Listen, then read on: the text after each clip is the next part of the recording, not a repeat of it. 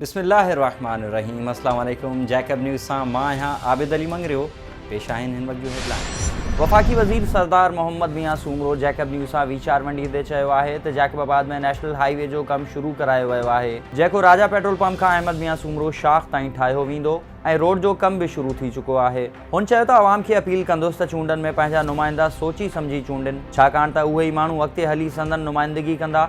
ईंदड़ चूंडुनि में बायोमेट्रिक सिस्टम मुतारिफ़ करायो वेंदो, जंहिं बाद हर माण्हू पंहिंजी मर्ज़ी सां वोट ॾेई सघंदो। हुन चयो त असीं जेके टफ़टाइल जा कमु कराए रहिया आहियूं उहे मक़ामी इंतिज़ामिया जी नाअहली सबबि तबाह थी रहिया आहिनि, छाकाणि त ड्रेनेज सिस्टम खे बहाल रखणु पीपल्स पार्टी सरकार जो कमु आहे, पर हू नालियुनि जी सफ़ाई न पिया कराइनि, जंहिं सबबि गंदो पाणी रोडनि ते निकिरी अचे थो ऐं असांजा हलंदड़ टफ़टाइल जा कमु मुतासिर थियनि था।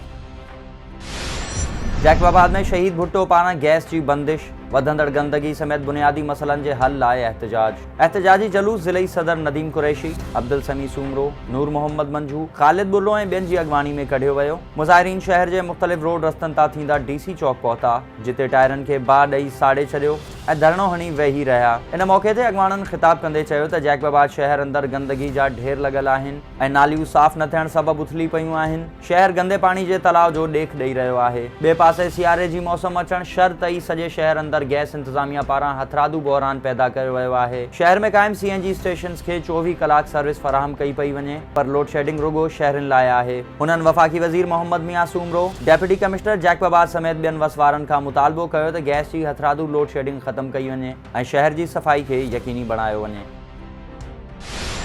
गढ़ी खैरो में क़ौमी अवामी तहरीक पारां बुनियादी मसइलनि जे हल लाइ तहरीक हलंदड़। Gas, NADRA office, degree college ऐं पीअण जे मिठे पाणी जी सहूलियत न हुअण ख़िलाफ़ जब्बार सिंधी, गुल मुस्तफ़ा ऐं अशरफ पांवर जी अॻवानी में एहतजाजी मुज़ाहिरो करे सिंध बलोचिस्तान बॉर्डर ते धरणो हंयो वियो। इन मौक़े ते अॻवाननि जो चवणु हो त गुज़िरियल 1 साल खां एहतजाज हलंदड़ आहे, पर MNA या MP ॿुधण लाइ तयारु न आहिनि। 10 सालनि खां गैस न आहे, वाटर सप्लाई जी सहूलियत बि न आहे, डिग्री कॉलेज न हुजण सबबि तालीम मुतासिर थिए पई, नादरा ऑफिस न हुजण सबबि दरबदर आहियूं। हुननि चयो त जेसिताईं बुनियादी मसइला हल न थींदा ही एहतजाज जारी रहंदो।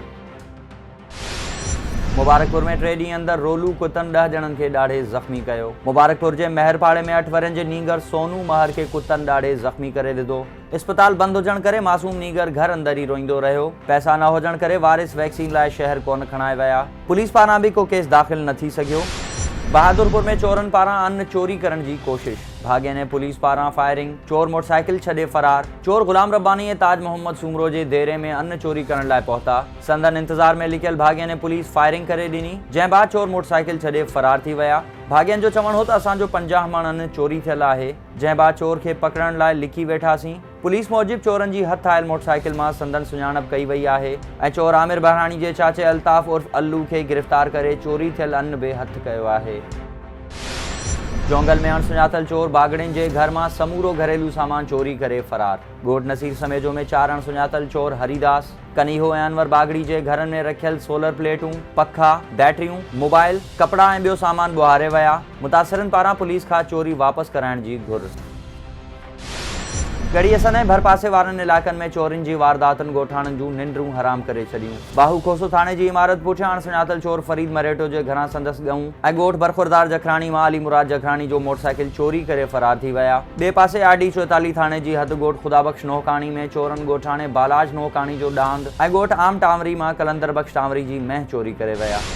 बहादुरपुर भरिसां सोलंगी बिरादरी पारां नौजवान ते फायरिंग, मौजाने तौर महफ़ूज़, पुलिस केस दाख़िल करे छॾियो। मुतासिर अली नवाज़ भंगर मूजिबि 2 साल अॻु भंगरनि जे छोकिरे सोलंगी बिरादरी जी हिकु छोकिरी सां पसंदि जो परिणो कयो हो, जंहिंजो मूं सां को ताल्लुक़ न आहे। तंहिं बावजूदि ॿियो भेरो मूं जे घर ते हमिलो कयो वियो आहे। भिरिया सिटी वेझो कलोड़ा बिरादरी जी 2 धुरनि में संगावती तकरार तां झेड़ो, 3 ॼणा गोलियूं हणी लाश साड़े मारण जो इंकशाफ। ॻोठ दाली में कलोड़ा बिरादरी जी 2 धुरनि में पुराणे तकरार तां झेड़ो थी पियो। लठियूं, कुहाड़ियूं ऐं गोलियूं लॻण सबबि हिक ई धुर जा 3 ॼणा फ़ौजी जवान अब्दुल जब्बार कलोड़ो, ग़ुलाम कादिर कलोड़ो ऐं अब्दुल हफ़ीज़ कलोड़ो मारिजी विया, जॾहिं त मोहब्बती कलोड़ जी हालत बि ॻणती जोगी ॿुधाई पई वञे। पुलिस मूजिबि वाक़ियो पुराणे तकरार जो नतीजो आहे। लाश पोस्टमार्टम बाद वारिसनि हवाले कया विया आहिनि, जॾहिं त अञा ताईं का गिरफ़्तारी अमल में न अची सघी आहे। होॾां जादार गिरफ़्तार न थियण ख़िलाफ़ मक़तूलनि जे वारिसनि पारां क़ौमी शाहराह ते धरणो हणी कराची खां पंजाब वेंदड़ ट्रैफ़िक मुअत्तल करे छॾी। संदन चवणु हो त बासरनि पारां असांजे गबरू जाननि खे गोलियूं हणण बाद साड़े मारियो वियो। एॾो ज़ुल्म करण बावजूदि पुलिस जाबदारनि खे गिरफ़्तार न करे रही आहे। डेरा लायार में घर जे बावर्ची खाने में पीर संजो सड़े लाश हथ। इत्तला थे डेरा लायार पुलिस पहुंची, लाश सिविल अस्पताल पहुंचायो। पुलिस मूजिब लाश बुगटी कॉलोनी में शाहिद गाजानी जी ओताक में मिलियो आहे, जंहिंजी सुञाणप सोबतपुर जे इलाइक़े गवार नाड़ी वासी नौकर खान गाजानी तौर थी आहे, जेको गुज़िरियल 2 ॾींहनि खां शाहिद गाजानी वटि तरसियल हो, जंहिंजो बावर्ची खाने में सड़े लाश मिलियो आहे। वधीक जांच में हलंदड़ आहे, जॾहिं त पीर संजो मर्द कानूनी घुर्जूं पूरियूं करण बाद वारिसनि हवाले कयो वियो आहे। थरी मीरवा वेझो 2 मोटरसाइकिलनि में टक्कर, औरत समेत 4 ॼणा ज़ख़्मी। खरड़ा भरिसां सेरी स्टाफ वटि 2 मोटरसाइकिलनि में टक्कर जे नतीजे में 1 औरत समेत 4 ॼणा ज़ख़्मी थी पिया, जंहिंखे पुलिस अस्पताल खणाए वई, जॾहिं त 2 ज़ख़्मी जी हालत गणती जोगी ॿुधाई पई वञे। मसू भुरगड़ी में जैकब न्यूज़ जे रिपोर्टर जो वालिद लाडाणो करे वियो। मसू भुरगड़ी जे सीनियर सहाफ़ी आशिक अली तुर्क ऐं जैकब न्यूज़ जे रिपोर्टर नूर मोहम्मद तुर्क जो वालिद 60 वरनि जी ॼमार में लाडाणो करे वियो। संदसि जनाज़ा नमाज़ मसू भुरगड़ी में अदा करण बाद ॾाढे आरिसर कब्रिस्तान में तदफीन कई वई। मीरपुर माथेलो में चांडिया बिरादरी जो पंहिंजी बिरादरी जे बासरनि ख़िलाफ़ एहतजाज। ॻोठ सईद ख़ान चांडियो, वासिन अली अनवर चांडियो, हाजी अल्लाह जवायो चांडियो, अली हसन चांडियो ऐं ॿियनि पुलिस अहलकार फयाज़ चांडियो, न्याज़ चांडियो ऐं ॿियनि ख़िलाफ़ दाहींदे चयो आहे त असांजे वरनि जी क़बूली ज़मीन आहे, जंहिं ते पुलिस अहलकार फयाज़ चांडियो, न्याज़ चांडियो ऐं ॿियनि कब्ज़ो कयो आहे, जंहिंजो केस कोर्ट में बि हलंदड़ आहे, पर तंहिं बावजूद हू कब्ज़ो ख़ाली न करे रहिया आहिनि। संदनि ख़िलाफ़ कार्रवाई करे इंसाफ़ कयो वञे।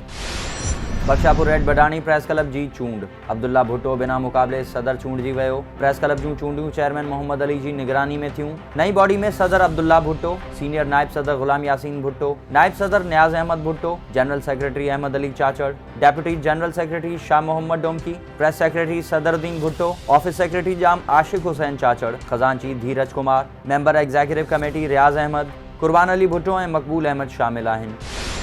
मीरपुर माथेलो में सैयदपुर जा केतिराई ॻोठ बुनियादी सहूलतुनि खां महरूम। ॻोठ बशीर अहमद शेख, मोहम्मद अज़ीम बूहड़, दिलबर अली बूहड़ ऐं मोहम्मद हासिल बूहड़ समेत ॿिया केतिराई ॻोठ बुनियादी सहूलतुनि खां महरूम।